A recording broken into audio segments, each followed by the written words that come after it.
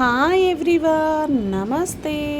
మరో రుచితో మీ ముందుకు వచ్చేసిందండి మీ ఉషా.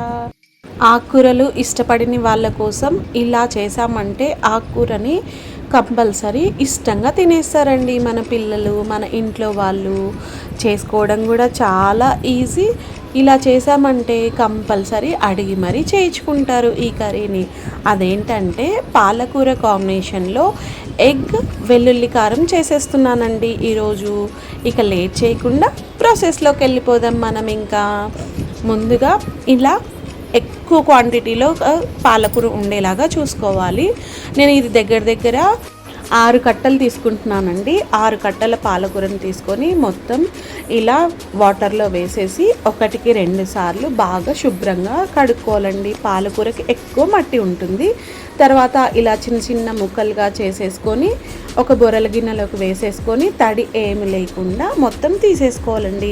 తర్వాత ఫ్రైయింగ్ ప్యాన్ పెట్టుకొని కొంచెం నూనె వేసుకొని పోపు దినుసులు, అలాగే కొంచెం సన్నగా తరిగి పెట్టుకున్న ఒక పెద్ద ఉల్లిపాయను తీసుకొని ఇలా కట్ చేసుకొని ఎక్కడ వేసేస్తున్నానండి ఫ్రైయింగ్ ప్యాన్లో. వీటిని బాగా దోరగా గోల్డెన్ బ్రౌనిష్ కలర్లో వేయించుకోవాలి.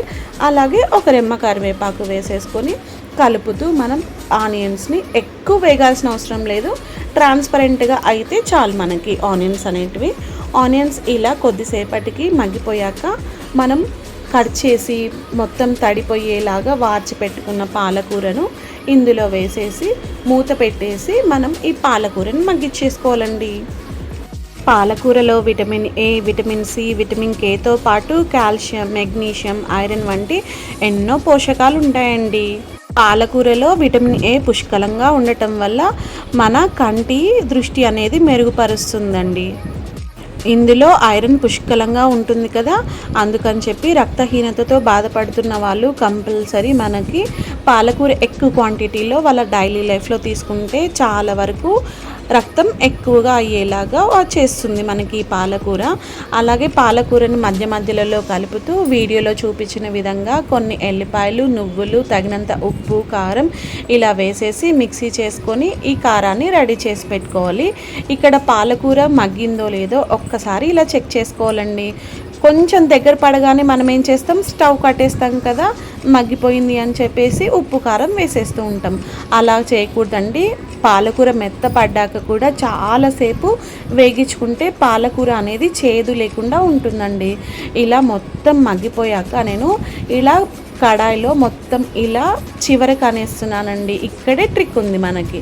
తర్వాత మధ్యలో మళ్ళీ 1 to 2 టేబుల్ స్పూన్ ఆయిల్ వేసేసాక మనకి ఎన్ని కావాలంటే అన్ని ఎగ్స్ పగలకొట్టి ఇక్కడ వేసుకోవాలండి. ఇలా చేయటం వల్ల పాలకూరకి పాలకూర సపరేట్గా, ఎగ్కి ఎగ్ సపరేట్గా మనకి కర్రీ అనేది ప్రిపేర్ అవుతుంది. అలా కాకుండా మొత్తం అంతా ఒకేసారి చేసాము అంటే పాలకూర మొత్తం ముద్దగా అయ్యి మనకి కర్రీ అనేది టేస్ట్ అనిపించదు అనమాట. సో అందుకని చెప్పి ఇలా మొత్తం పాలకూరని చివరికి అనేసి వాటి మధ్యలో మనం ఎగ్స్ పగలగొట్టేసి ఇవి మగ్గటానికి ఇలా పైన క్యాప్ పెట్టాము అంటే పాలకూర మగ్గుతుంది, అలాగే ఎగ్ కూడా మనకి ఫ్రై అయిపోతుందండి.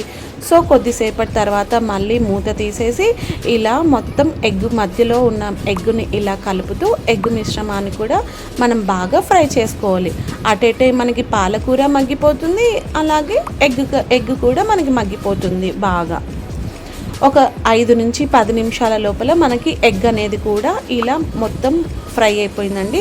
తర్వాత మధ్యలో మనం ప్రిపేర్ చేసి పెట్టుకున్న మసాలా పొడి కారం ఉంది కదా, ఎల్లిపాయ కారం, ఆ ఎల్లిపాయ కారాన్ని ఇలా మధ్యలో ఉంచేసి ఒక్క 2 నిమిషాలు అలాగే ఉంచేసాము అంటే ఈ కారం కూడా మనకు ఫ్రై అయిపోయి కమ్మగా వచ్చేస్తుందండి కర్రీ అనేది.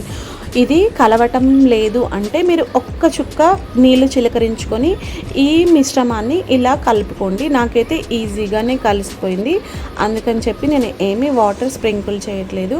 ఒకవేళ మీకు ఈ కారము మొత్తం కలవటానికి కొంచెం ఇబ్బంది అనిపిస్తే కొంచెం వాటర్ స్ప్రింకిల్ చేసేసుకొని మొత్తం కారం, ఎగ్, మసాలా అంతా ఆకుకూరకి పట్టేలాగా మొత్తం ఇలా కలుపుతూ మనం ఫ్రై చేసేసుకుంటే మరొక 5 నుంచి 10 నిమిషాల్లో మనకి గుమగుమలాడే కర్రీ రెడీ అయిపోతుంది.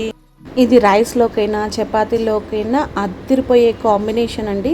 ఒక్కసారి మీరు ఎన్నో కర్రీస్ చేసేసింటారు. కానీ ఇలా పాలకూర కాంబినేషన్‌లో ఒక్కసారి ఈ కర్రీ ట్రై చేయండి. ట్రై చేశాక మీరు ఏమనుకుంటున్నారో మీరు మీ వాల్యుబుల్ ఫీడ్‌బ్యాక్‌ని నాతో కామెంట్ చేయడం మర్చిపోవద్దండి. మరిన్ని రుచుల కోసం మన పేజ్‌ని సబ్స్క్రైబ్ చేసుకోండి. Please like and share. మరో వీడియోలో మరో రుచితోటి అలాగే ముచ్చట్లతోటి మీ ముందుకు వచ్చేస్తుందండి మీ Usha. Bye bye. Thank you for watching.